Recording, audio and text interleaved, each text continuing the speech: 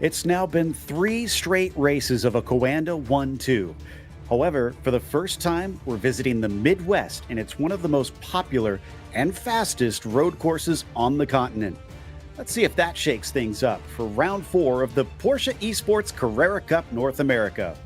And speaking of shaking things up, we should recap the carnival ride of a race we had at Watkins Glen last week with some highlights. There it is. Green flag is out, and we accelerate away. Once again, we get cars going almost 5 wide, coming down to the first corner. It does expand out here, but you got to be careful. Well, look at that. 4 wide and 4 wide behind that. Troncoso took a tap and ultimately got shuffled. Mitchell de Jong, he has led the most laps in this series. He's back in front again. Levesque with a big power move. We already got a car spinning off, and that is Max Muir, our pole sitter. He's thrown it away on the first lap. There's a few that got involved, and yeah, there you go. There is Christian just getting sent around a little bit, and there's no place for a number of cars to go. Aaron Johnson's view of this as he tries to work through. This is the in-car perspective, so you're trying to work through. So smoke in front, gets to the outside, and then sees the second car come across. Now, are you going to be able to avoid it or not? Oh, he's so good. Green flag is now out, and they start to accelerate. Bit of a check up there, cutting to the inside. I think that's Xander Reed trying to get positions, and it looks like Guy might be a little bit swamped as he's got cars on either side, including Hovesen trying to overtake 2 of them, and I think he might have it. From Troncoso, who's hard in the wall. There goes Gianni on the side, and now they're going to have a huge trouble. This is Luke Wallace then on the restart. He ends up wrong place, wrong time, so he's already had a half slide, and he even gets run over before he even reaches that section. As the pace car is in and the green flag is out, we go racing once again. And it's a big move from Troncoso. He gets a magnificent start. Meanwhile, they're fanning out, coming down into turn 1. Big lunge down the inside with contact for Andrew Caron, and that will shuffle Morgan Burkhart through as wide goes Caron, missing the corner. From last round, Mitchell de Jong under threat, but getting some help. There is a little bit of a bump, and they're going Talladega style, as you mentioned earlier. Guy trying to work a little bit together with his rival. Oh, but look at that. Troncoso says, give me a piece of this. You guys are having too much fun. And that brings Hovesen completely off the track for a brief moment. He's very lucky he got away with that. Sean Campbell thinks he has a chance to try and get involved. He gets inside both of them and gets a 2-for-1. And in fact, just behind him, it looks like George Griffiths is going to try and take advantage as well as they come together. Here's how the pass was made. Just spied an opening down into the chute. Behind is now going to start getting busy, and there is going to be a tag then on Jordan Johnson, and Jordan really struggling with that front left damage and gives a shot. 1, 2, and he's going to force him loose. That's a push to pass. So Xander Reed actually going for it this time, and he is going to get by Mitchell. Out of the heel of the boot, they'll carry on and again make a little bit of contact, and Hovesen is going to wind up facing the wrong way. Can he keep it out of the wall? No. For the race lead, Mitchell de Jong sweeping around the outside of Xander Reed, back in position again. He is not managing to force him into a defensive move. I don't think there's anything there. Mitchell de Jong is going to be your winner in 3 out of 3 races to start the season. Well, they say to win once is to maybe have a bit of fortune. They say to win twice means you're a contender. To say to get the first 3 races of a season in play, you are on a different level. Mitchell de Jong has deserved that one. Well, it definitely felt like the Talladega of road courses over at Watkins Glen with those wrecks, but hopefully it'll be a little bit cleaner. By the way, hi, I'm Joe Peak, and with me in the booth is Joey Atterbury this week. Behind the scenes, we have Christian Duploy being assisted by Daniel Costello, and they're using cameras provided by Dougie Beard. Joey, it's Road America. It's a driver favorite. It's a fan favorite. I'm looking forward to tonight. It should be a fantastic race, and coming off another really high-speed racetrack like Watkins Glen just kind of feeds into the driver mentality over here to keep the momentum up, keep the aggressive moves up. I can't wait to see what kind of 3 wide or more action we've got tonight. They're not shy about it, that is for sure. The drivers have shown us that they're able to try and take some risks into the corners, but let's hope they can all make it out the other side, as we have not been without a full course yellow so far this season. Maybe Road America will provide a little bit of a change on that front. And speaking of all the different tracks that we've been to so far, let's take a look at how this calendar has been going and where it will go now that we're in the second half of the season. We kicked things off with Sebring. We went off to Miami, a little bit farther south in Florida. And then last week was that Watkins Glen race that we've been talking about. Now we're up to the Midwest with Road America. We'll stay in the Midwest for Indianapolis, and then it's wrapping things up down in Road Atlanta in the South. So it's going to be an interesting end to this one with two shorter tracks after we go to two of the longer tracks there, Joey. And speaking of where we're at currently, Road America just a tick over 4 miles and 14 turns. And this is one of the driver favorite racetracks. It's probably a fan favorite as well if you've ever visited there. Some of the best track food in the country. But talking about the racetrack itself, a couple of big passing opportunities. Definitely turn number 1, you can go 2 wide, but careful about going 3 wide. It does have a funnel effect from that pit lane entry merge by the time you get into the brake zone there at the end of the straightaway. Turn number 5, after the Moraine sweep straightaway, another great passing opportunity, probably our longest straightaway here and our heaviest brake zone going down there into turn number 5. So watch for a lot of moves down the inside. And plus, it's not completely straight on that brake zone entering the corner. Turn number 8, after the hurry down section, that can be a tricky little corner down there. And then also, don't forget about the carousel, the kink, and Canada corner to wrap up the lap here. A lot of classic and very famous corners at this track, but taking a look at the championship, De Jong and Reed have finished 1-2 every race, so it's mostly been a battle for that third spot to transfer into the regional qualifiers. Sean Campbell currently holds that. Troncoso is trying to chase him down. Parker White, who actually missed a round, still in 5th. So he's had some very good results. He's back this week, though. From there, you can see how tight it gets with a tie by 4 ways for 11th with Kai, Leonardo, Michael, and Morgan. But that is just our top 20. We've had more than 40 different drivers take part in this competition, Joey. And here you see another 20 of those drivers, and they're going to be scrapping it out hard for those points. You see pretty much everybody tied ever since Kevin up there with 5 points, Aiden Young also with 5 points, and just kind of goes down all the way through the order through Paul Darling. That's a name that I'm definitely very, very familiar with. A couple others in there, Max Muir, Jaden Munoz. So I think a lot of these drivers looking to score better finishes here today at Road America. Now, if you're tuning in for the first time, this is our typical 40-minute race. It is fixed setup, so everybody is on equal footing out there. They don't have a spare car, and as we've seen, that can be a real harbinger of doom if you get some damage. Rolling starts, as they do in the Real Carrera Cup here in North America. And we have live stewards watching everything, making sure you stay in line. Watch out for those incident points. At 20 of them, you'll get a drive-through. Every 5 more, it's another drive-through. 2 bonus points for pole and 1 bonus point for fastest lap. Keeps them all scrabbling to try and get as much as they can all through the race. But let's take a look at how to get around this place with Aaron Janson. Hey everyone, Aaron Janson here to give you a track walkthrough of Watkins Glen International Raceway. Coming up to turn 1, this is arguably the most important exit of the entire track. Track limits is a big deal here, so we want to be as early as we can on the power without going 4 off of the curb here on the exit. Flat out through the S's here in this car. This Porsche has a lot of downforce, so we don't need to lift at all here. We're just going to minimize scrub and take the shortest distance around these S's here coming up to the bus stop. So this whole bus stop sequence, we want to be a little bit early everywhere with not a lot of steering to keep speed up. So down a couple gears to 4th, early turn in for each part of this bus stop, keeping our speed up throughout.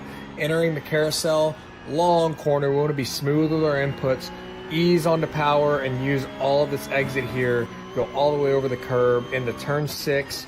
Got a lot of high speed, long corners coming up, so we want to carry the speed really far into each one of these corners, but also maximize the exits. A lot of banking working in our favor up into turn 7. So we're going to carry the speed deep into it, but make sure that we're on throttle as early as we can without having to get back out of it through the exit of the corner. Coming up to turn 8, this is a bit of a tricky one. It feels like a point-and-shoot corner, but it's longer than you think. So you want to keep the min speed up here, be patient, roll the throttle, and be really careful of those track limits, keeping one tire on the curb at least. Off camber turn 9, we want to be really patient here, get the car straight before we get on the power to save those rears on the exit from getting loose. Turn 10 is just a crack in the throttle, maybe a little bit of brake to get rotation, but make sure we get back to the left to set up for turn 11. And then another really important exit coming onto the straightaway, but staying out of the wall here. Really, really busy lap around Watkins Glen.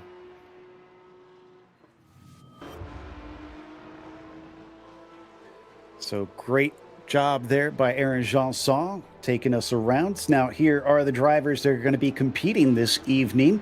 Everybody is out on track in qualifying, just starting.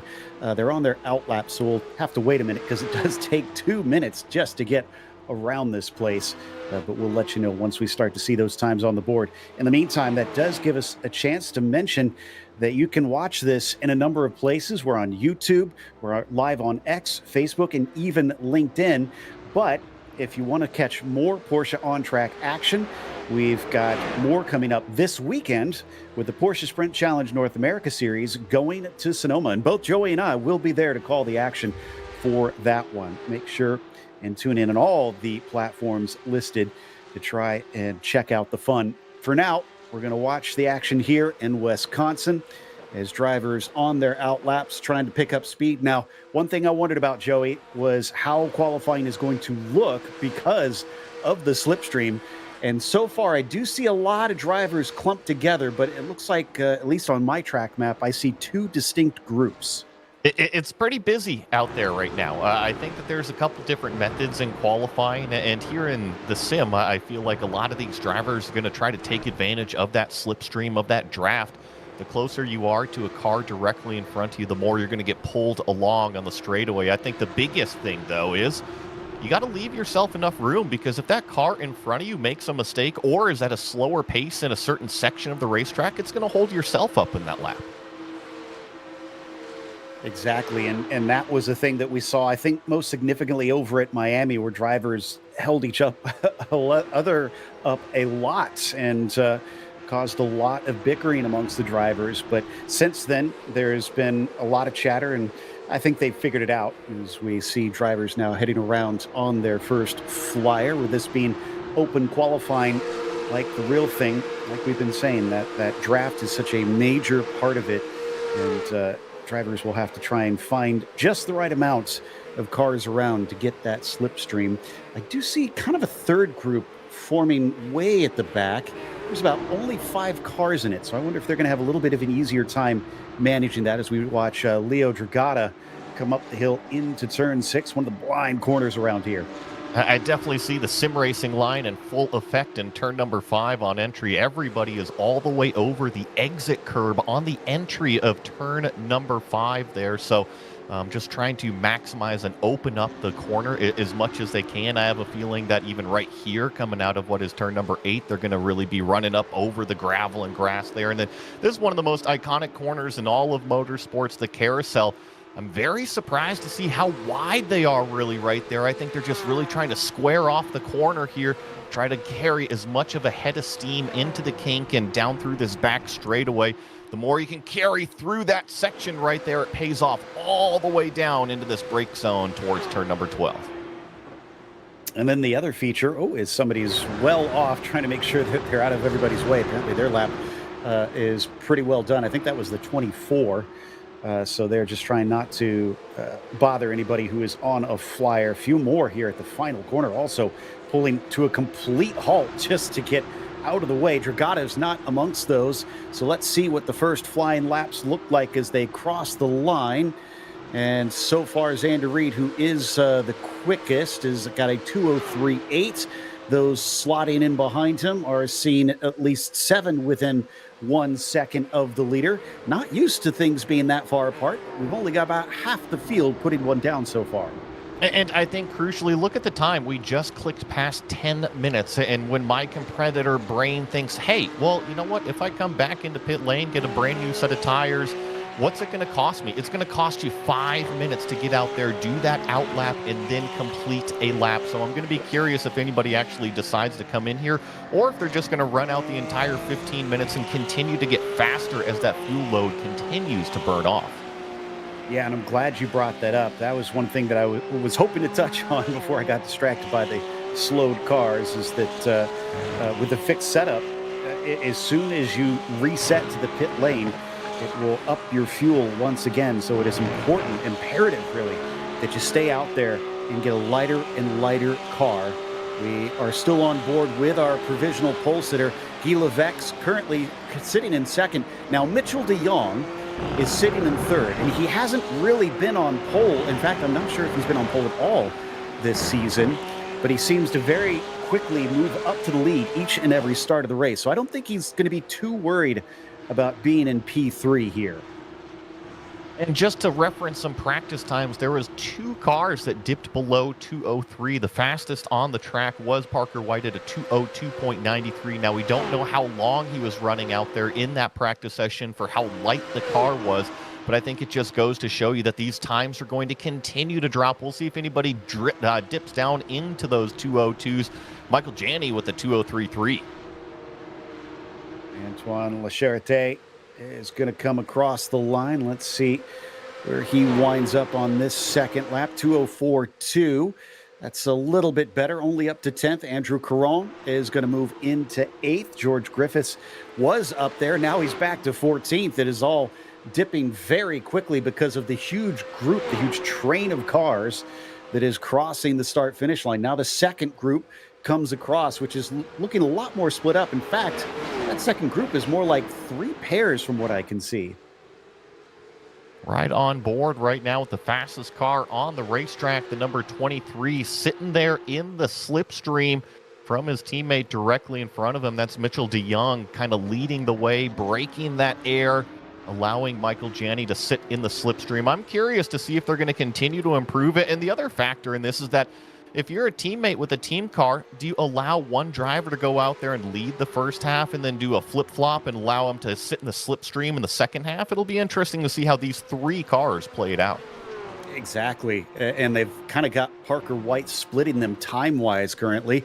He was looking good in practice as well. He's third, and he's about 200ths off of Xander Reed. That's more like what we're used to in terms of the splits around here. So many drivers get these things right up to the edge of what's possible, and it makes for minuscule gaps, even on tracks as long as Road America. But Michael Janney coming up around turn 14 and to the start-finish line, not showing any purple sectors. I'm not sure he's going to stay on this pole.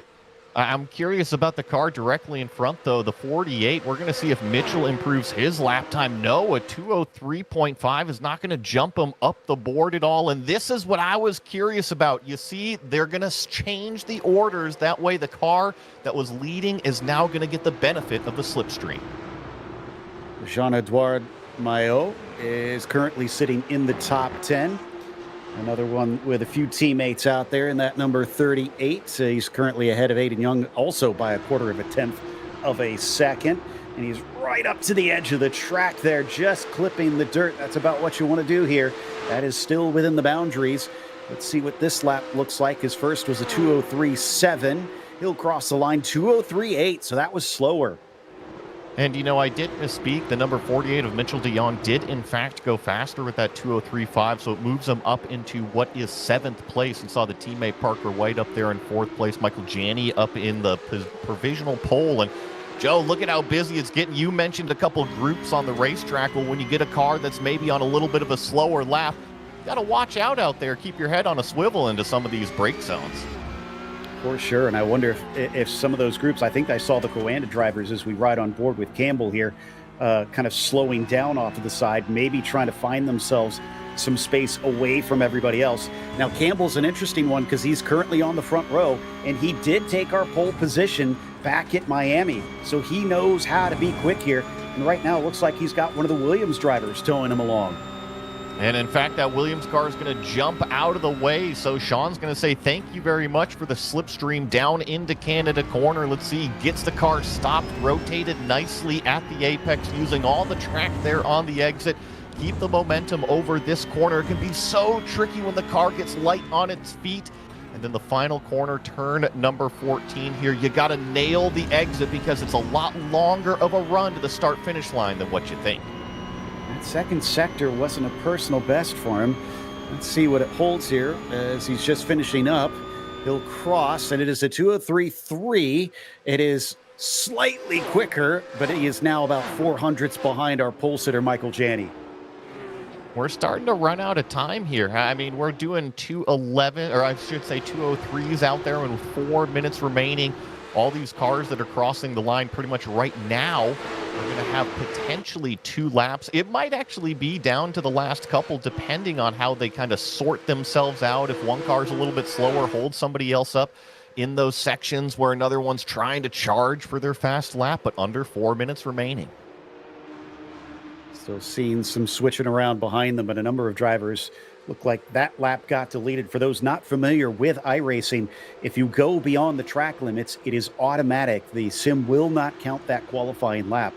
And it is all very black and white. So drivers cannot try and skirt things around here. They have to stay within what has been deemed the track boundaries. Parker White is going to get maybe a bit of a return. He's the one now following Sean Campbell. And remember, I had mentioned that Parker White was actually the fastest car in practice at a 2:02.93. So I do feel like the speed potential is there here in this number 53 car. He's just got to be able to put it together once that fuel load gets a little bit lighter. He is picking up a little bit of a slipstream from Sean Campbell directly in front of him, and we know how fast Sean Campbell is, currently provisionally P2 on the board. So I think if I'm Parker White, I'm following one of the fastest cars on the racetrack. I've got a good gap, call it about a half second, maybe 3/4 of a second. That's enough for the slipstream to really carry me along on the straightaway. Sector 2 was not as fast as what he was hoping for. We'll see if he can improve in Sector 3. Mitchell DeYoung still all the way down in 7th place. He definitely needs a little bit better qualifying, but he's also done this multiple times before where he was far down the order and suddenly the last lap, he absolutely leaps up with he and the team working well together to push on that final lightest circuit around with little fuel in the car. He'll cross the line this time, and it looks like that was also a deleted lap for him. So maybe another back off lap, and he's got one push here if he wants it, but he crossed with more than 2 minutes and 3 seconds to go, so he could circulate another time. He could, but he's got to stay on it, right? He can't do a cool down lap and expect to get there at that, call it 2-minute, 5-second timer in order to start another lap. This is a question mark for me. Max Muir here in the number 99 car. I'm typically seeing Max a little bit further up the order now. He's great in those prototype racers. Coming in here with these sports cars, maybe a little bit of a different platform change, but if there's a racetrack that this young man knows, it is Road Atlanta. He's from the Southeast. He is definitely going to know some of these racetracks a little bit better, and up here at a similar track like Road America where it is so fast and flowing, I expect him to drop some of this lap time. Yeah, it's a testament to the level of competition in this series that drivers you usually see dominating are struggling, and we're not even to Pesk yet. This is on the bottom rung of the ladder, if you will. Xander Reed still sitting in 3rd. He did improve on the previous lap at 2:03.4. That puts him within about 700ths of a second on Sean Campbell. Currently, let's see how many we have within 1 second here this time. 33 cars right now that are within 1 second of Michael Janney. And I think that there's a lot of cars down there that have had lap times that are basically disallowed. You had mentioned that a little bit earlier. If you get an off track, it pretty much throws the lap time out. So I have a feeling drivers like Max Muir that are suffering way down there have a lot of laps being deleted. We're going to see if Xander Reed can improve this one, and with the time remaining, he'll have time for one more flyer. DeYoung is right behind him currently, so he will follow him across, and there we see Janney in the 23. So they've managed to stay together with enough time to do one last push. But De Jong is now our quickest. Reed stays in second, but he jumps Janney, who falls down to third. It is a Coanda 1-2-3. We're going to check out Ross O'Connor, though, in 18th here. He's currently amongst his teammates as well, sitting there with Luke Wallace riding behind him and Morgan Burkhardt just ahead. Yeah, definitely some swapping of positions. I mean, they saved their best laps for the absolute last lap. You see the checkered flag is out, so you are going to be able to complete this lap but not start another one. Here's Paul Darling all the way down here in 34th position with a 2:04.1. We're going to see if he can improve because these times are stacked so tight. Even if you just pick up a 10th or two, it is going to move you significantly up the order here across the start-finish line. Doesn't look like Paul is actually going to improve. No, while Guy Levesque, who had a great qualifying last time, is only sitting 14th today, and he's going to park it as he's not happy with that final lap. That is gutting after he was looking so good with Watkins Glen, both in qualifying and his finish. Michael's still out there, but he is leading the train, and he sits in third. This is not the desirable position for the 23, and he's not had the results of Xander and Mitchell. We're going to see if he can hang tough out front, though. Personal best sector 1, 2, and 3 on that previous lap. You see he was able to throw down that 2:03.31 earlier in the event. So Mitchell de Jong, look at that purple that previous lap. That's what got him that 2:03.129 that everybody is currently chasing. I'm going to be really interested to see all three of these cars sitting in the slipstream nail turn number 14. Who can grab pole position? It's only these three and Jaden Munoz who are able to complete this final lap. Everybody else is pulled off up at the front. Janney does not improve. Neither does Xander Reed, but behind them, neither does Mitchell de Jong. No change after all that drama between those three. Jaden Munoz as well stays put exactly where he is in fourth, interestingly enough, just behind the 48, the 77, and the 23. So a bit of an anticlimax there at the very end, but it does not bode well for the rest of the field because the antics of Coanda still show to be an incredibly dominant force. And I mean, talking about those Coanda cars with Mitchell de Jong out front, so his pole lap at 2:03.12, that last lap, Joe, 2:03.17. He actually put in 2 laps that were good enough for pole position today. Wow. Wild stuff. So he's going to be hard to beat today. We wondered if this would shake things up, but it's not looking like it at the moment. Even still, this is going to be more towards the evening compared to some of our other races, with this one starting a little bit farther. We're already 6:30 p.m. in the evening in the springtime, so it could be quite low in the sky. Will that maybe affect the track conditions a bit with the temperatures continuing to drop throughout today's race as qualifying now officially wraps up? We'll get to your grid in just a second. Joey, I'm very curious if they're going to be able to get through this first lap clean, honestly. I think the first funnel is turn number 1. The second funnel is turn number 3. And then where the crazy aggressive moves come out is turn number 5. So I think sector number 1, buckle up tight.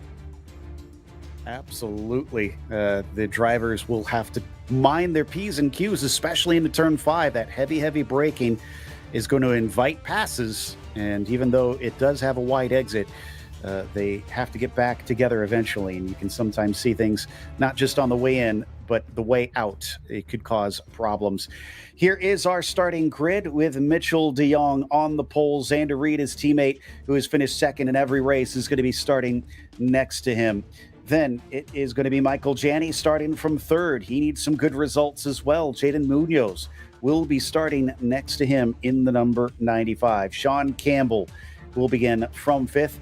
Antoine Lacharité will be P6. Then in 7th, Manny Troncoso starts next to Dalton Zavadil for row number 4. You get to row number 5. 9th will be Andrew Caron, and Parker White rounds out those top 10. Joey? And in 11th is going to be the 43 of Aiden Pohl. Next to him on row number 6 is going to be Gregory Hovsen. On row number 7 and 13th, it's going to be Luke Wallace driving the number 27 car, and then Guy Levesque in 14th, driving that number 44 on row number 7. In 15th is going to be Kevin Denoy. In 16th is going to be William Rasmussen back here. In 17th is going to be Jean-Edouard Malot. And then Kai Dial back here in 18th. Max Muir was able to put the car up into 19th on row number 10. And then in 20th is Charles-Etienne Boucher. After that, 21st will go to Morgan Burkhart, who joins us for the first time. Leonardo Dragata starts in 22nd. P23 going to be Aiden Young with Jordan Eyre to his outside in the 24th position.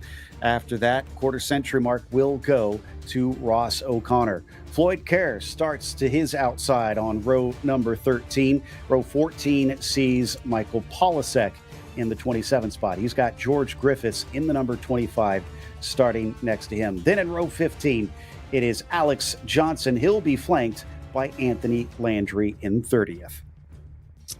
Over in 31st on row number 16, it's going to be Nathan Olson lined up alongside Danish Hassan in that number 97 car. In 33rd place is going to be Christian Menes. And then in 34th is going to be Cade Middleton. A couple more back here. 35th is going to be Aiden Matthijs. And then Paul Darling going to be starting in 36th. And then we have two more to round out. Kyle Cesar and then Daniel Ferguson. 38 cars here at Road America today. Cade Middleton, another one that is joining us for the first time.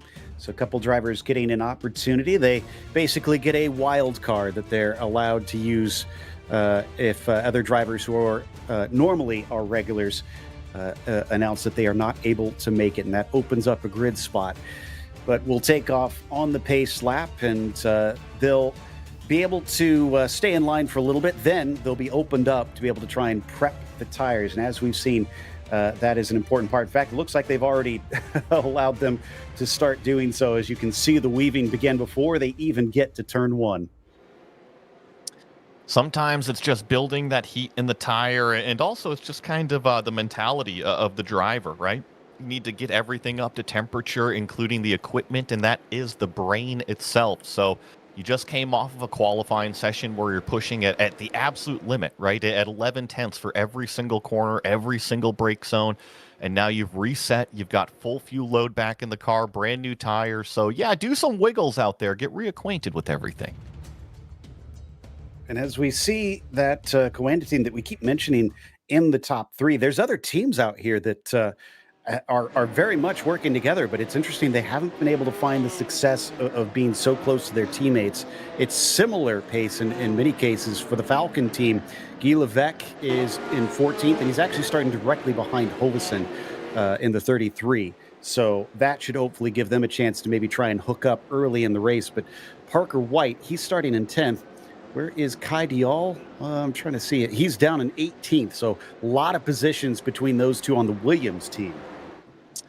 Yeah, and I think that at a track such as this, similar to kind of Watkins Glen, that if you have a group of teammates running together, I think it's extremely beneficial. And talking about these Coanda cars, if they can get lined up 1, 2, 3 early on, it's not necessarily that they're going to break a slipstream and run away from everybody, but it just allows multiple cars to have to pass to get all the way up to the leader. So if you can occupy the top 2 spots, great. If you can occupy the top 3 spots, even better.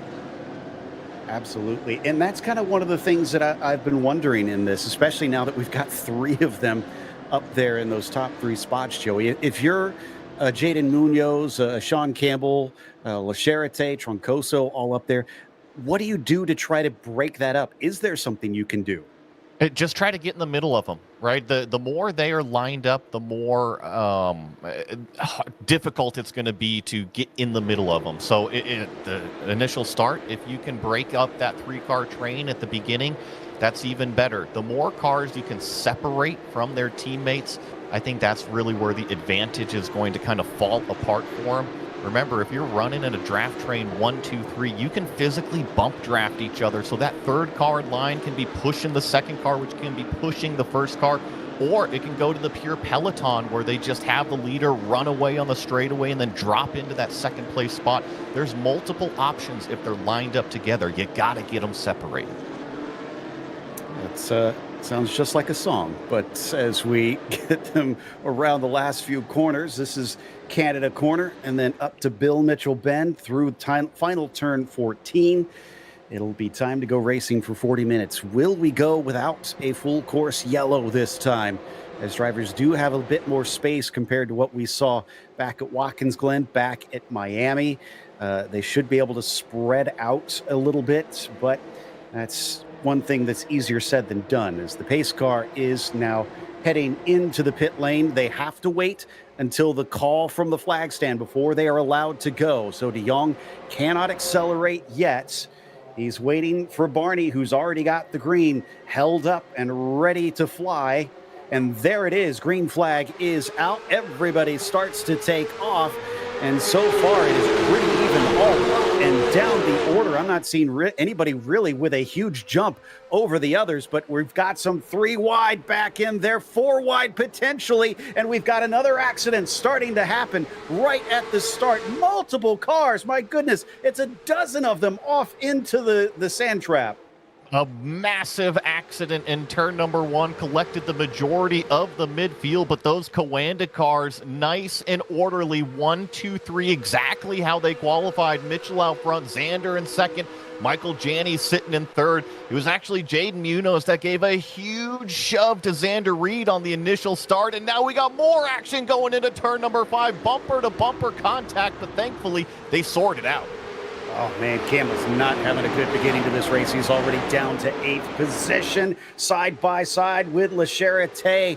There, that is Troncoso, who manages to come out ahead in 5th position. Campbell gets one of them back, is behind them. That is Wallace and Zavadil battling for P8 coming into turn 8, and it's going to be Luke Wallace who takes the spot. I think it was Zavadil that kind of got a little bit taken advantage of coming up out of what was turn number 6 and going into turn number 7. He was kind of the odd man out, not on the racing line, so he drops down to what is 9th place right now as we run through the kink for the very first time on a full fuel load. Keep it on the racetrack, and now it appears we've got our full course yellow flag. Yeah, and race control did tell the drivers that if they see an incident that merits a yellow flag, they will give them time to race it out before they throw the yellow. Another thing that does mirror the real life racing, you'll often see on the first lap that they'll kind of just let things sort itself out if there's no danger to the drivers that have wrecked out. But I'm not shocked with how many were involved in that opening wreck that wound up triggering the full course yellow. So now they've got to sit and wait, because one thing that this place is also notorious for is very long pace laps. Yeah, that's going to be the frustrating part about it, but very, very similar to what was like at Watkins Glen just a week ago or so. And Joe, it was right in the middle of the field. We've got 2 cars that are no longer running. And one of those being Aiden Pohl, who started in 11th place. So a 40-car field, and to have the 11th place car wrecked out, that is smack in the middle of it. So here we're going to get a look at where this all started. 2 cars going sideways on the inside. Now that is interesting, and that probably compounded things, I would imagine, because they're going to come across, and then indeed they did. Took out about 3 more cars. There must have been further incidents, because I saw way more than those 4 that found the gravel. And here's one of the things about Road America. Yes, you can technically go 3 wide on the front straightaway here, and then everybody's eyes open up as soon as we reach, call it pit exit. All of a sudden, you get a track width extension. And everybody thinks, oh, I got room over there. But it is a funnel effect. Just because it's there immediately does not mean it continues down into turn number 1. 3 wide, already a really busy place. When you try to shove it 4 wide in that section of the racetrack, I can think of many Xfinity restarts that have gone south at that exact same part. That's a good point. And you know, one thing I do like to maybe bring in here, Joey, because you have something that, and I love working with Jake, but it's something that he can't quite attest to, which is real world experience racing at this track. And since we're on Porsche Motorsports North America, we might have some viewers who haven't watched sim racing for the first time. What do you see that translates back and forth very well for these drivers that you've seen in the real world trying to race here? I think that sim racing has come so far in terms of the competitiveness level. I think qualifying here was a great example. I think we're going to get one more replay here before we get going with that, Joe. Hang on one sec. Look at the left side of the racetrack. That's the 4 wide I was talking about. And actually, Joe, there was a second wreck further back, wasn't there? That's what we were covering at first. But this first one, the number 43, that black and red car, definitely tried to make it 4 wide. I don't know if he meant to try to make it 4 wide, but he definitely made it 4 wide. And then, as you can see, spins back across the racetrack trying to get off. And yeah, a little bit of a mess. But back to your question, Joe. I think it's the competitiveness level. When you get out to the real world racetrack, I think that the time spread out just a little bit. But here in sim racing, you have to be at the absolute top of your game. You have to be practicing for hours every single day.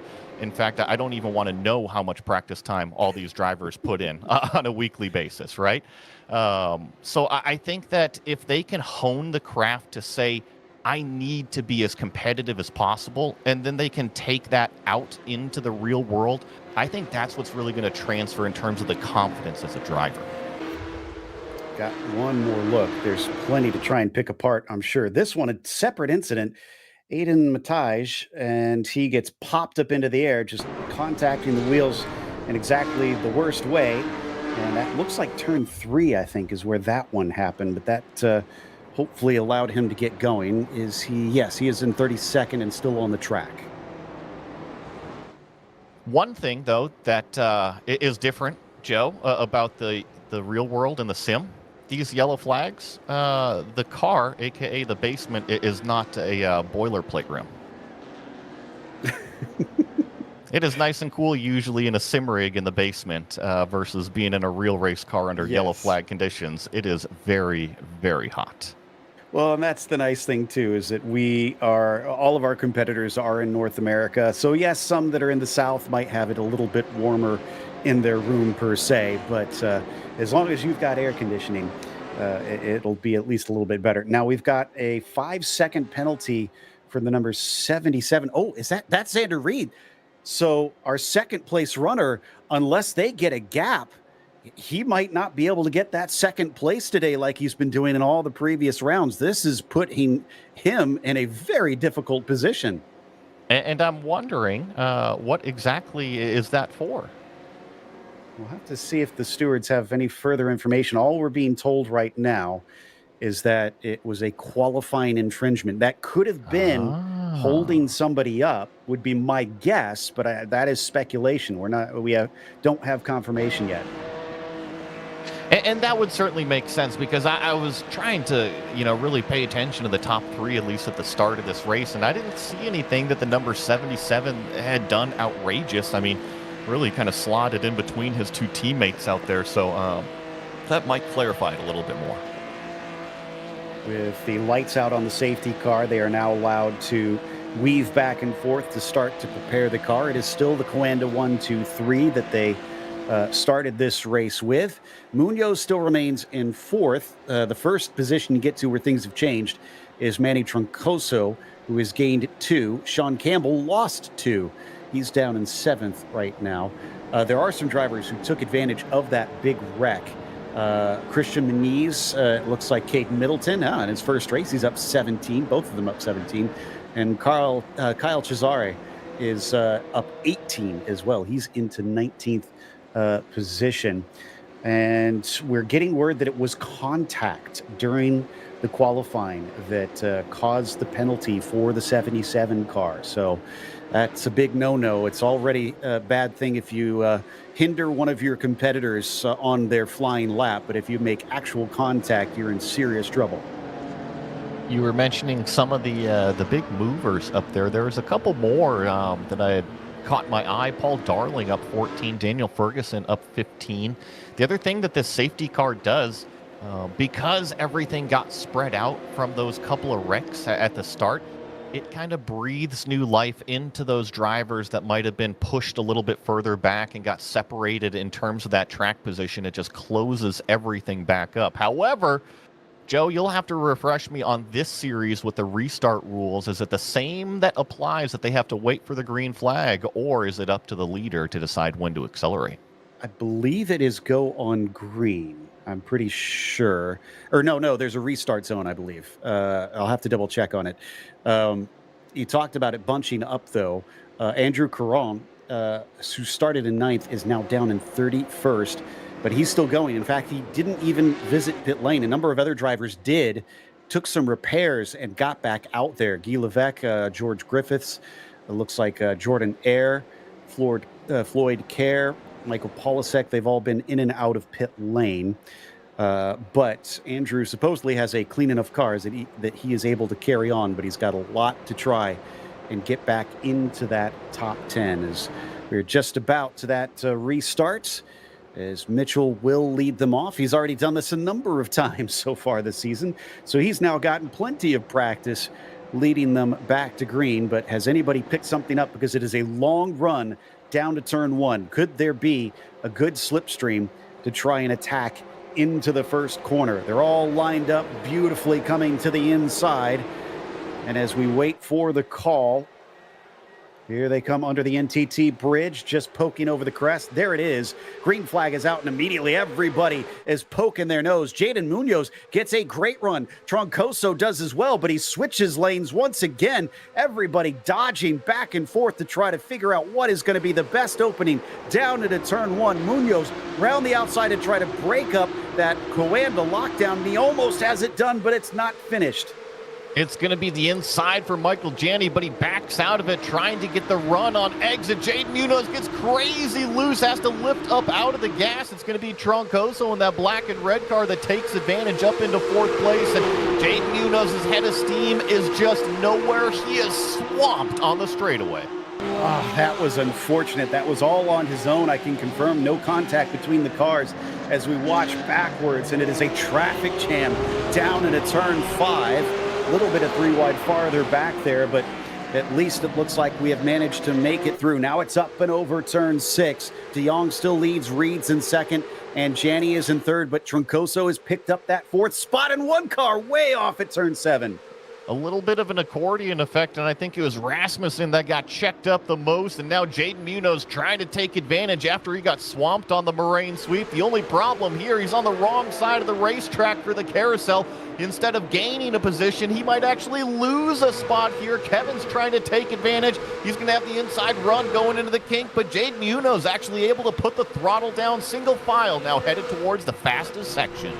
Jaden knows he has to be the aggressor here to make those positions up. A few drivers really flirting with disaster coming out of the kink. You can see some 2 wide ahead of Morgan coming into the corner. And as Canada Corner just pins down here, just narrows up, drivers have to get single file on their way out. Denoyer ahead of Rasmussen. Munoz still ahead of him in 8th position. They're losing a little bit of touch of those ahead, but they could try and reel them back in. There you see, looks like top 5, in fact, top 2, breaking away just a bit. About a half second back to 3rd place, so they're trying to break the slipstream, but it is that 1, 2, 3 of the Coanda cars, followed by Manny Troncoso, and then now we're going to ride on the chopper cam with Rasmussen back here in what is 14th place.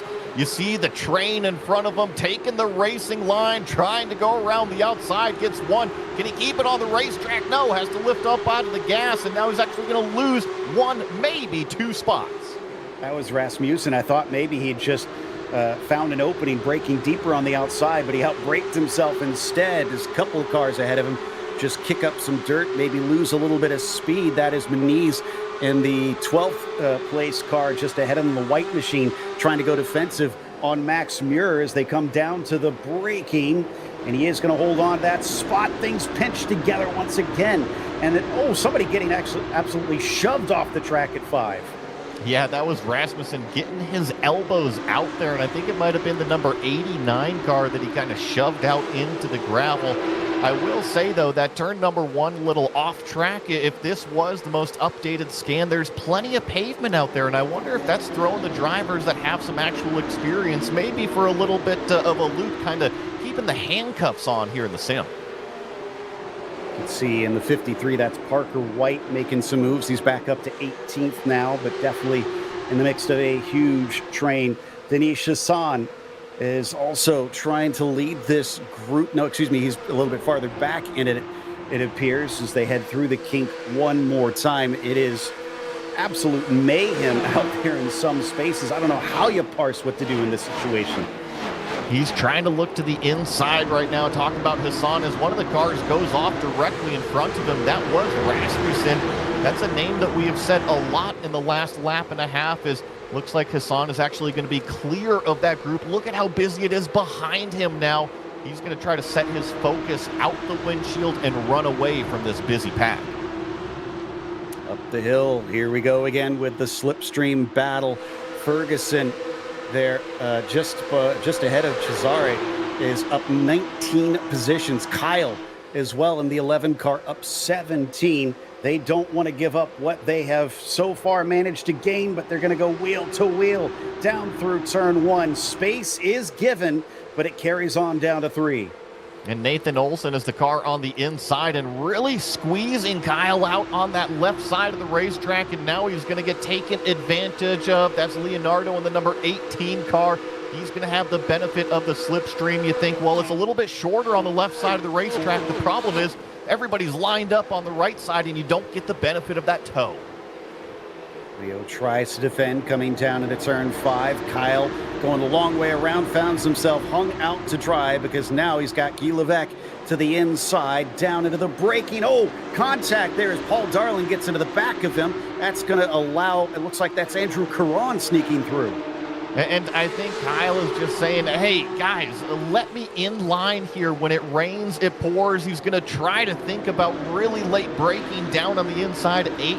Not quite there to really present the car, but I think he's just happy to be tucked right back into the racing line, catch his breath a little bit. Yeah, now Andrew is the one at the front of that as we check back in with Xander Reed. Remember, a 5-second penalty hanging over his head right now. That would put him as far back as, I think, 11th position or thereabouts. He's still being chased by Troncoso, who did get P3 away from Janney while we weren't looking. And I wonder about team strategy here, because I feel that if they wanted to get really creative, which isn't necessarily a great idea, they could plop Xander Reed in the lead and do some interesting stuff. That's a good point. It all depends. I mean, they've said that, yes, they do think about the team some, but there's no team orders, and they've repeated that time after time. And it doesn't even have to be slowing the field down. Plain and simple, if Xander Reed wins this race, he still has the 5-second time penalty. It's just how far in front of everybody can you get him? I don't know if they want to play that game, especially this early. We've got 22 minutes left, so we're getting close actually to the halfway mark because of that caution flag sucking up so much of the time. Back to Kevin, sitting in 9th. He's currently chasing, ahead of, Hovison, but also chasing Luke Wallace. In fact, Luke has to go defensive coming down into the braking zone, but opens up the door as we check back in with Troncoso. He is on the attack. He's not only passed Michael, but now Xander has been demoted. Plain and simple, outbraked his competitor down into turn number 5. So Troncoso is now split up those Coanda cars up front. The next on the list is our leader, Mitchell DeYoung, in that number 48 car, the guy that's been pretty much untouchable so far this series. Do we have a challenger here at Road America? And Manny has been feisty this season. I think he's the one to try to take the fight to the number 48. But he's going to have to work hard for it. That is for sure. As we come around to the kink once again, he's got to make up a little bit of time after that fight with Reed. Lost him maybe a couple tenths in the process. It's also a bit of a question of when does he want to attack? Because it seems like that slipstream has allowed him good opportunities. Well, and I think that there's still a lot of questions to be answered in terms of the racecraft, especially when you got 2 cars that are on the same team lined up, let alone potentially 3 cars. We're going to see how powerful bump drafting can potentially get, but I also wonder if they don't want to show that hand, if they don't want to show how powerful the slipstream can be if they do get lined up in a bump draft. And then here's the other thing. The car in 3rd in line right here, it's not closing drastically. Might be able to get there by the end of the straightaway, but in terms of the sprint to the start-finish line, you better be leading coming out of 14.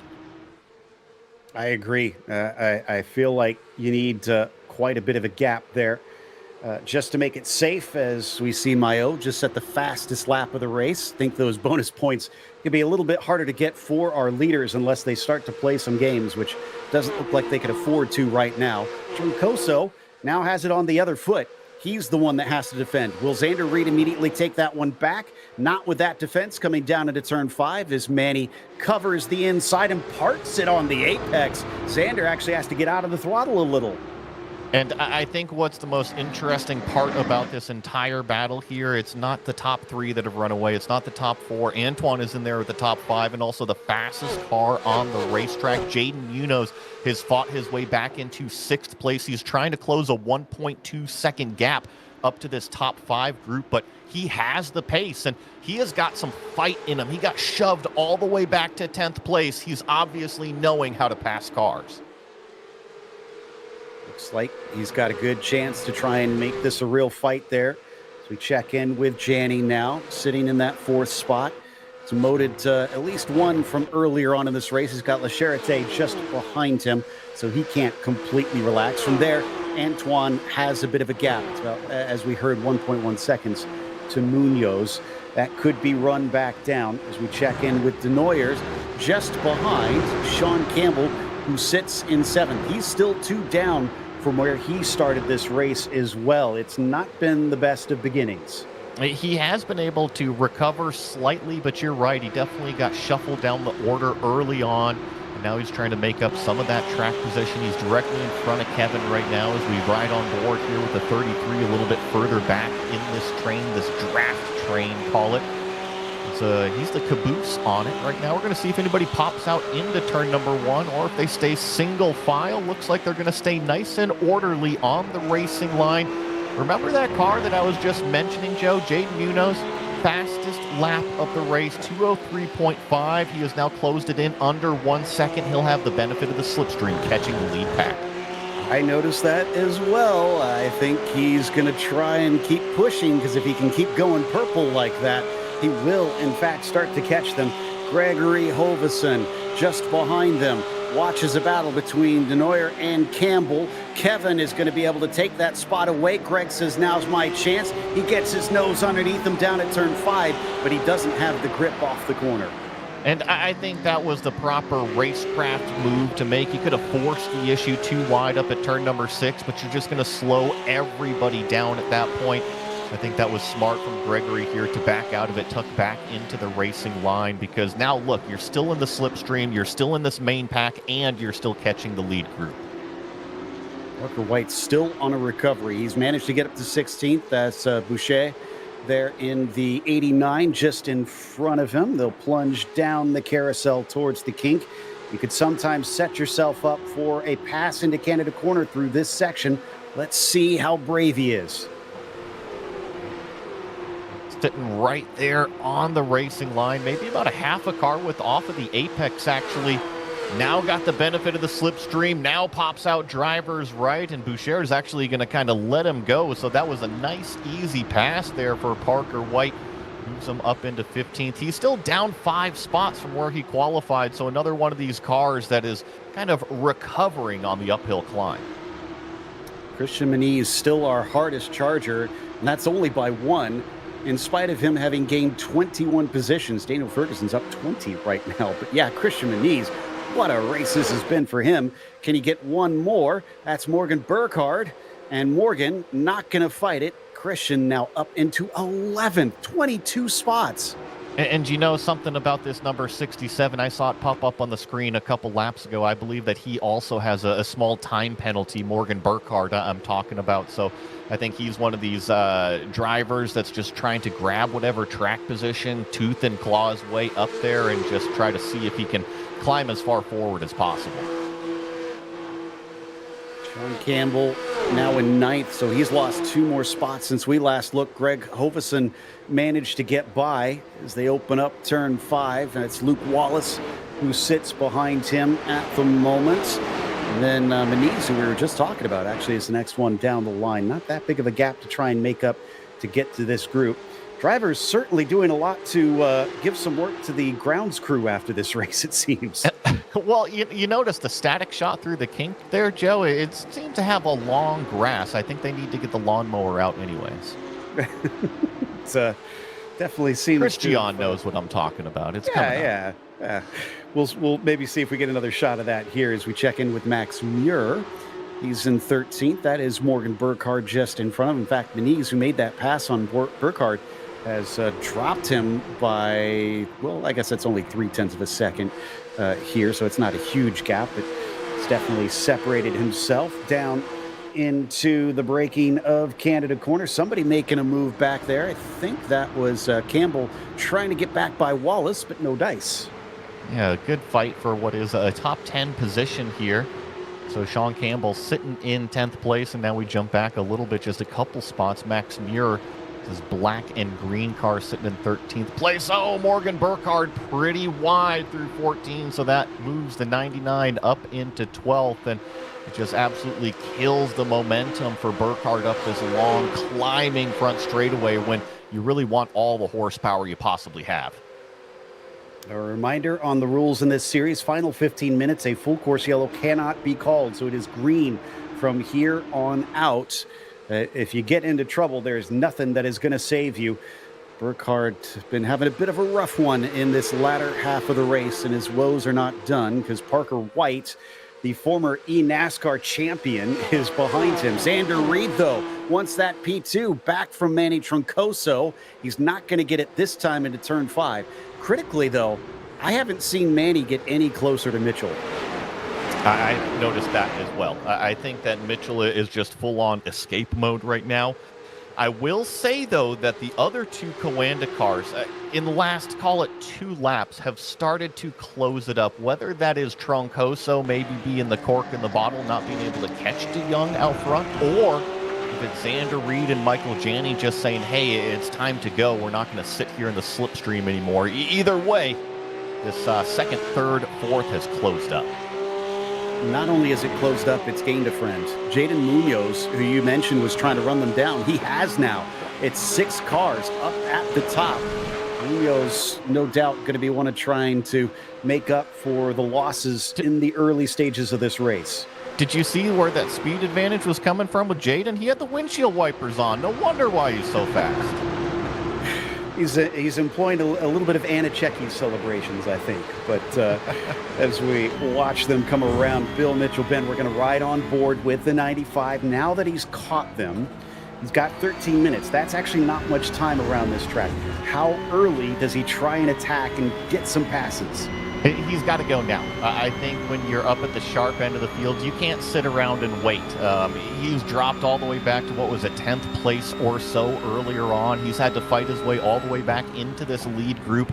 So he's done all the heavy lifting already, right? He was broken from the slipstream. He closed it up, and now he's here in a potential spot to win the race. I think he's got to get up at least into the top 4 if he wants to fight it out. You never know what's going to happen later. There could be a huge accident. It could stay clean, but you need to at least put yourself up there if it does stay clean in order to win it. I agree. I think he has got to try and make some moves soon. Question is, where does he find those chances? Everybody is so good at the front of this field. If anybody starts to fight, that could be one of the chances that he could see. But he'll have to wait to see if that opens up. Meanwhile, Denoyer is just ahead of Hoveson. The Falcon racing driver is trying to see if he can take P7 off of him. And boy, he is just about up the exhaust pipe of that car.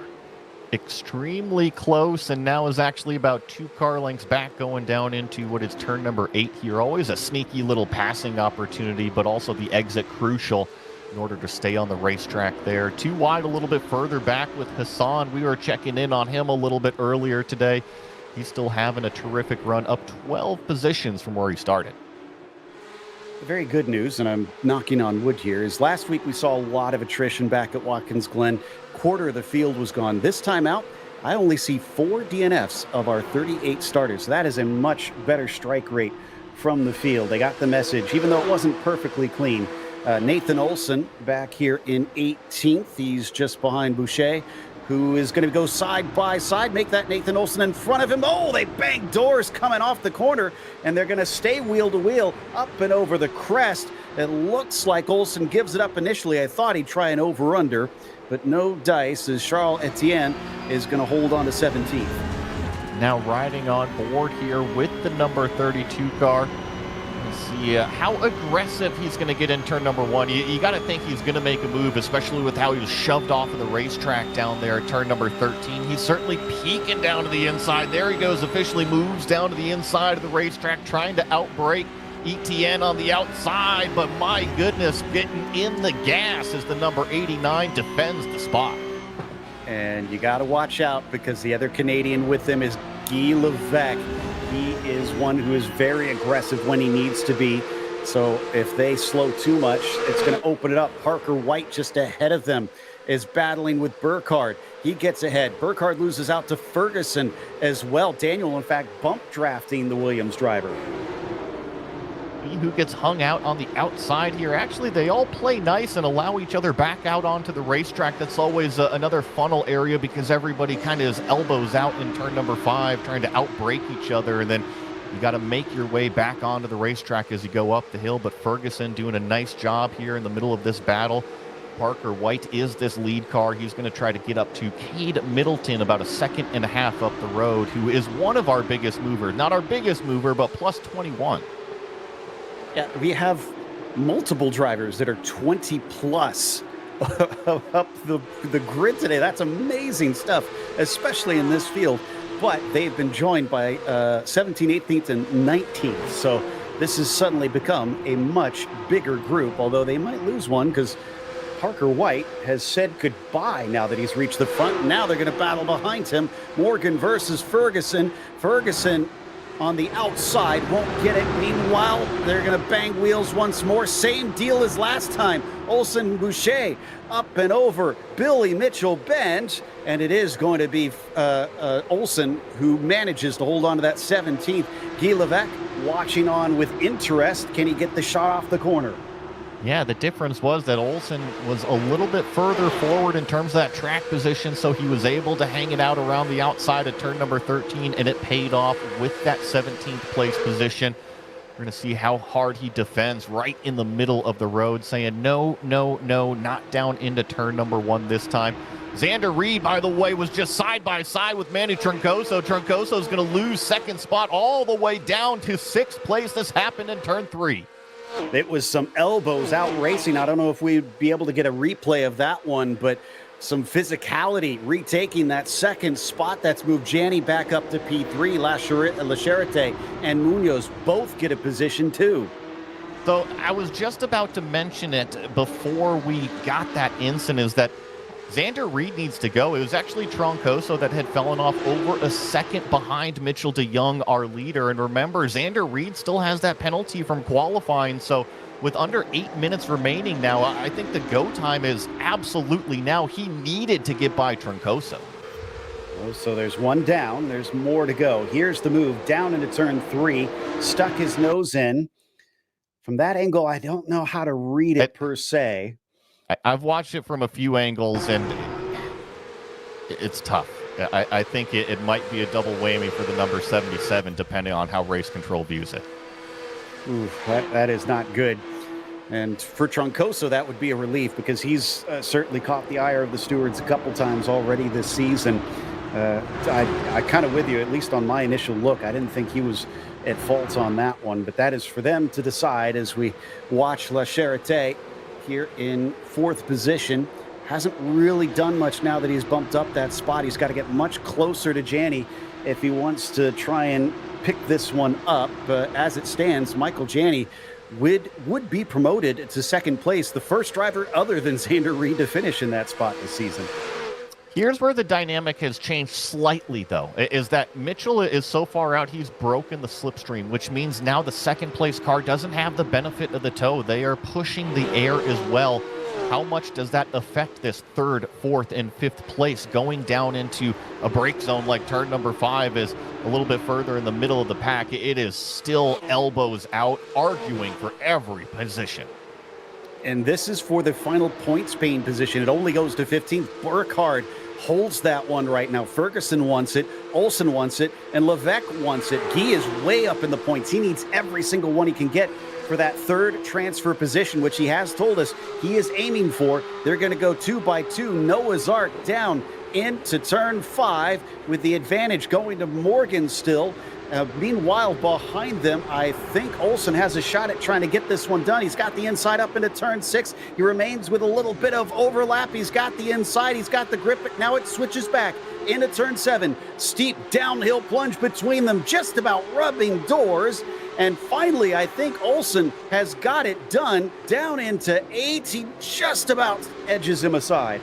Yeah, right on board here with Daniel Ferguson. Get some shots inside the cockpit. And Nathan Olsen has kind of made his late race charge pretty much in the final 15 minutes of this one. Remember, he was battling with another driver a little bit earlier through turn number 13, side by side several times. So now that he's got himself up into 16th place, he's going to try to chase down and pass Morgan Burkhardt, but he's got about half a second, maybe 3/4 of a second to go catch him first. We have our first incident limit penalty. Leo Dragata, I think, the one finding that. He's in this group right here with his Hassan and Caron fighting for 20th. They're going to also try and do 2 wide up through turn 13, which is so hard to do. Somehow they make it work. Inside goes to Danish, and he actually gets the position. It slows them both down, and then here comes Jean-Edouard Maillot in the number 38. Does he have both of them on this straightaway? And this will be really, oh man, a little bit of door-to-door on the front straightaway. Let's see if it erupts into turn number 1 or if they play nicely, still side by side, a little bit of dirt kicked up from the group in front of them. But Joe, I'm seeing something from race control here in sim. Car 77 give back the position to car 62. That is, that's Xander Reed in the Troncoso incident. Oh, that means he's going to have to go all the way back because Manny, as we mentioned, he fell to 6, and already Xander's given up 1 spot to Janny, but now he's got to give up a couple more. So interesting stuff. And this is going to drop him so far down, plus the 5 seconds. Wow. So this is going to hurt him in the championship. Remember, it was still pretty close for that second place. Top 3 is what you want to aim for because those top 3 drivers will automatically be entered in to the regional qualifiers for the Porsche Esports Super Cup. So it's not the top level yet, but it is hard enough just to reach that. Xander Reed still has not given up the spot to La Charite or Munoz. Well, there's one. Yeah, and now he just gave it to Munoz. So he's trying to be methodical about this, right? And I think the best place to give it back is probably, well, he's going to lift off the gas right here. As long as you can get the momentum back up the hill, that's totally fine. I was going to say just let him by right here into turn number 14, but Xander Reed is far better in the sim and knowing where speed is than I am, but oh my goodness. I mean, this one still rages on back here. I don't think that these guys are going to be finished scrapping, maybe not even into the paddock after this. It's going to be a few irritated feelings after this race, maybe some of them smiling. A couple of those cars coming in. Morgan Burkhardt, not only does he have a 5-second penalty, he has a drive-through for incident points. Leo Dragata also is serving his penalty now, and this is going to drop them practically last on the field. And just in front, there's a car potentially going off of the racetrack. I think that was Hassan maybe getting 2 wheels into the dirt in turn number 1. So all of that work that he had put in throughout the entirety of the race has to give back a handful of spots. Few drivers that were looking good until it wasn't here today. But again, none of these are going to be for points paying positions. This is more or less, I think, just for the ego of it.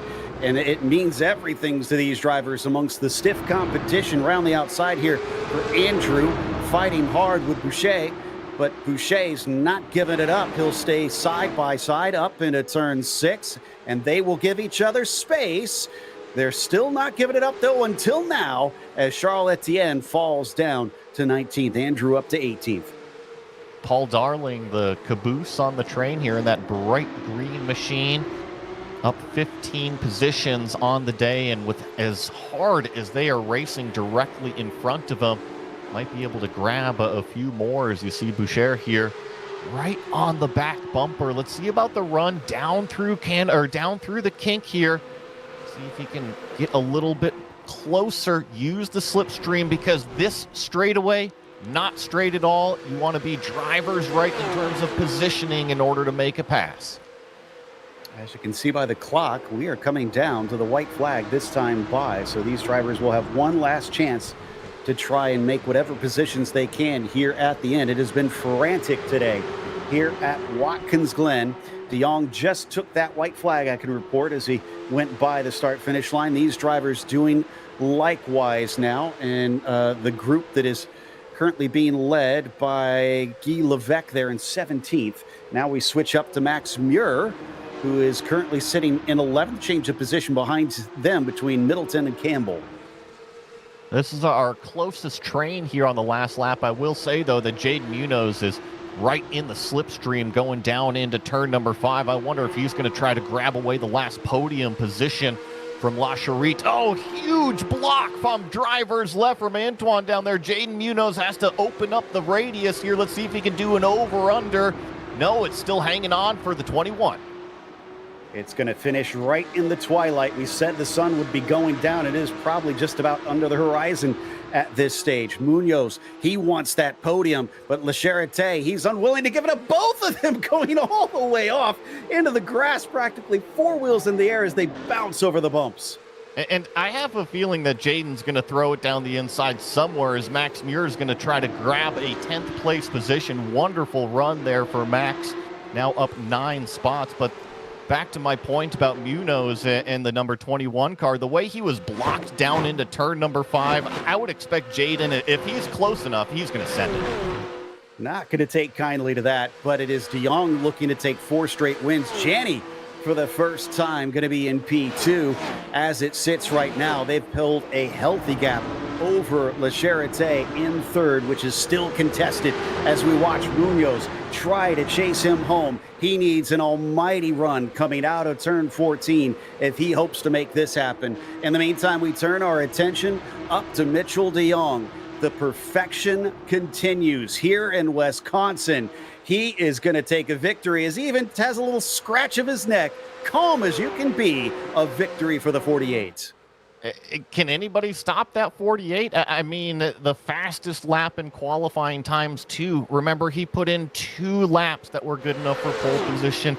He led every single lap out here and ran away from the competition. Oh, getting squeezed into the pit lane wall, fighting for what is 18th. Oh, and send your sympathies to Paul Darling. He got a black flag for incident limits on the last lap. That translates to a time penalty because he's unable to serve it. He would have been in the top 20, but he's been dropping down as that penalty gets added here at the end of the sim. The last of them getting the line. We actually had 34 finish on that lead lap. Not too shocking since this is such a long lap around here, but considering all the drama out there, I figured that we would have a few more that went a lap down. There was a lot of action, wasn't there? I mean, and it kicked off immediately in turn number 1 on the opening lap. We had that safety car, and then sure, the fight up front was amazing, and it's kind of to be expected that they stood in line and then kind of played it out at the end, but holy smokes, that battle for 10th through 18th, 20th, call it. I don't think there was a lap that there wasn't a pass going on. Yeah, it was constant action out there, and at the front of all of it, pretty much the entire race, it was Mitchell de Jong, your victor. Michael Janney was P2. Antoine Le Charité gets his first podium, I believe, in 3rd. It was Jaden Munoz in 4th with Manny Troncoso. Able to get back to 5th, Xander Reed. Remember, a 5-second penalty, so while he shows 5th, I do believe he'll be somewhere around 10th or 11th in the end. Xander Reed showing 6th with Kevin Denoyer in 7th, Greg Hoveson in 8th, Christian Moniz 9th, and Max Muir rounding out your top 10. Over at 11th is going to be Luke Wallace in the number 27 car. Cade Middleton in 12th, up 22 spots. Nice run there for K. Sean Campbell drops down to 13th with Parker White in 14th.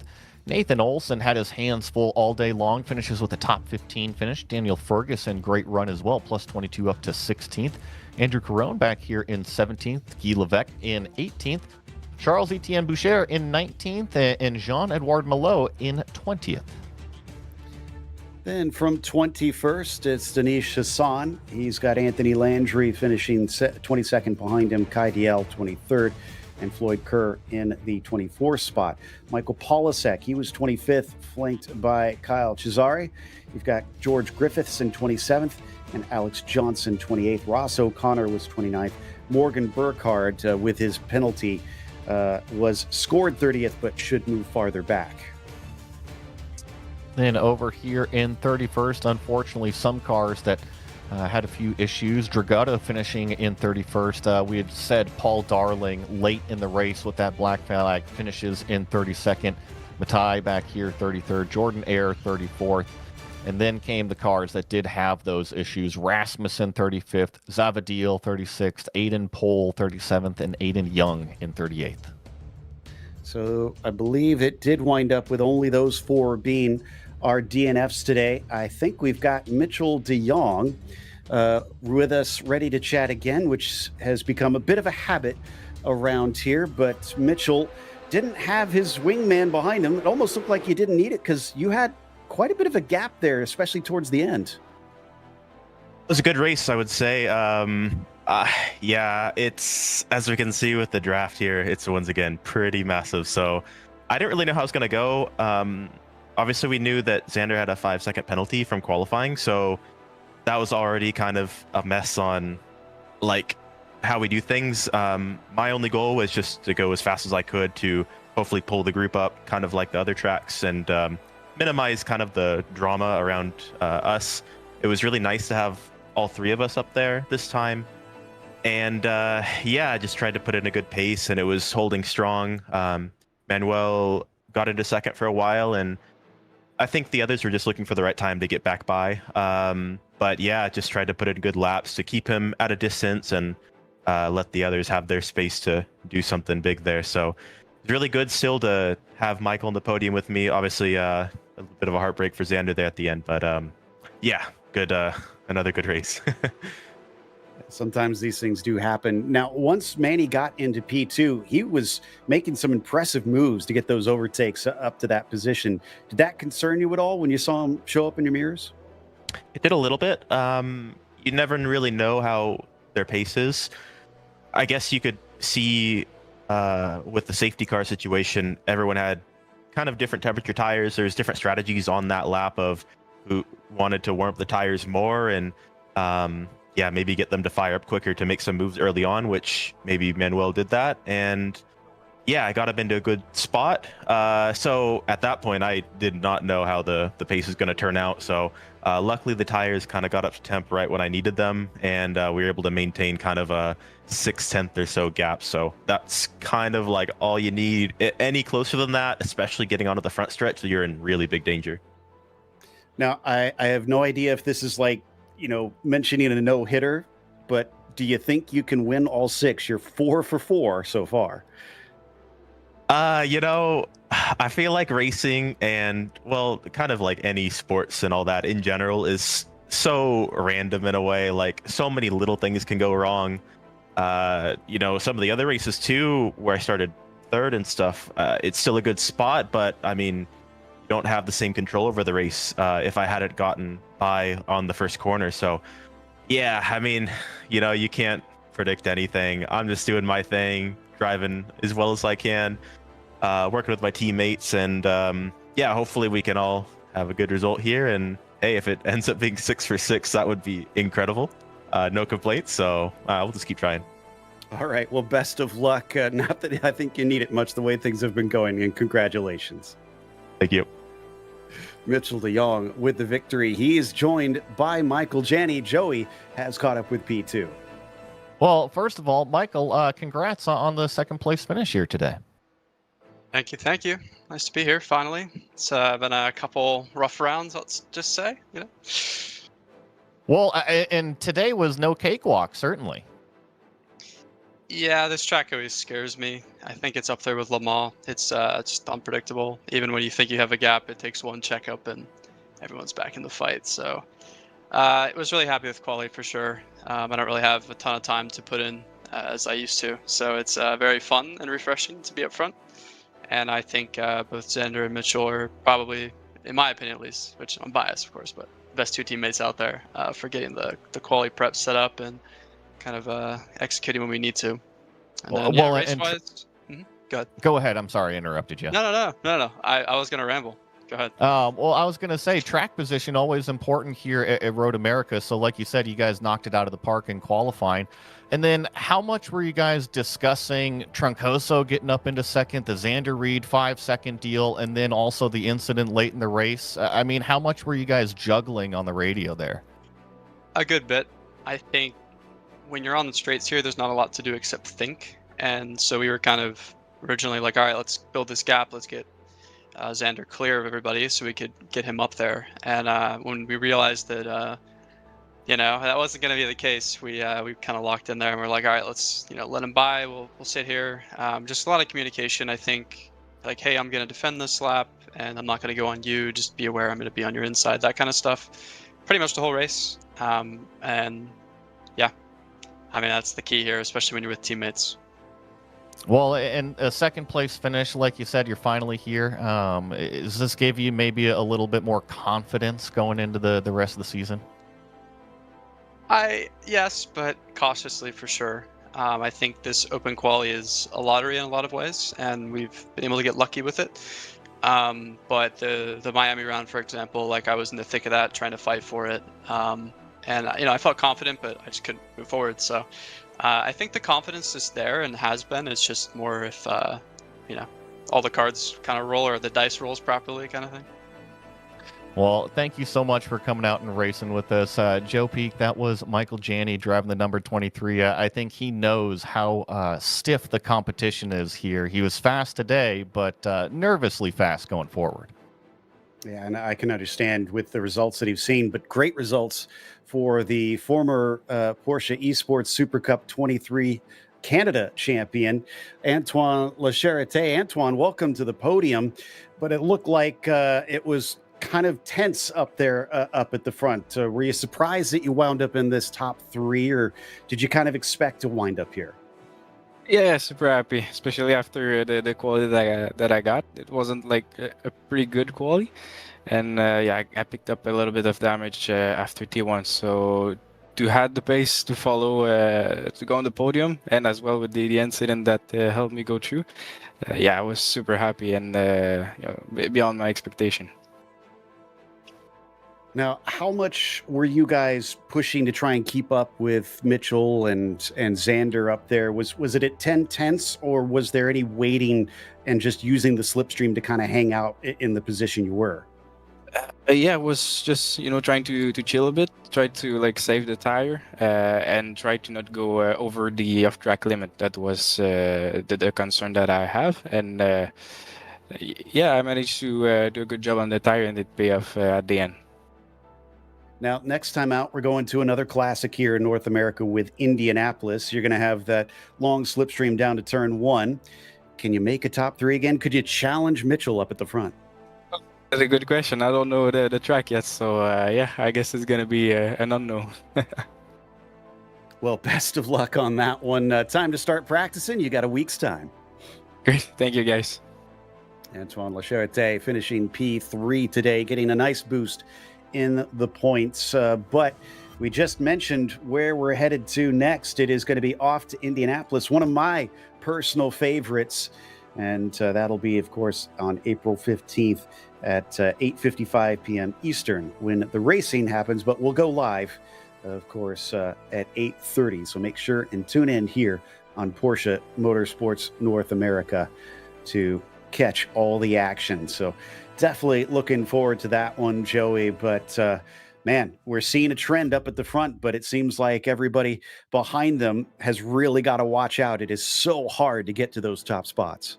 I mean, we saw that mid-pack fight throughout the entirety of the race go nowhere. I mean, it was literally position swapped every single lap out there, and then up towards the front. I mean, you heard Michael Janney say it in the interview. The qualifying, it's so important. If you don't qualify at the front, you are then stuck in that mid-pack fight. So track position doesn't matter if you're at Road America, if you're at Watkins Glen, if you're at Miami, or if you're at Indianapolis coming up. You want to be up front.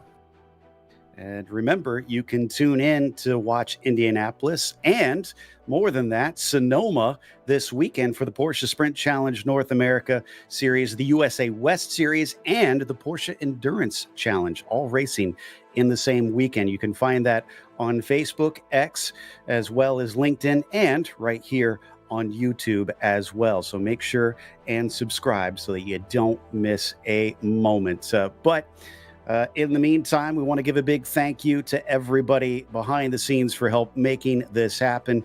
But until next time, race clean, race hard, and we'll see you on the track. This is the new 911 Cup, a 520 horsepower flat six purpose-built race car. Redline, nearly 9,000 RPM. Put 20 of them together, you get Carrera Cup, one of the longest running international race series on the planet. Every driver gets the same car, same engine, same aero, and in America, the same Pirelli tire. Modifications, not allowed. So when the green flag drops, there's nowhere to hide. It comes down to the driver. Have racecraft? Good, you're gonna need it. For 30 years, this series has tested the best drivers around the globe. Nailing a lap in one of these, there is no substitute.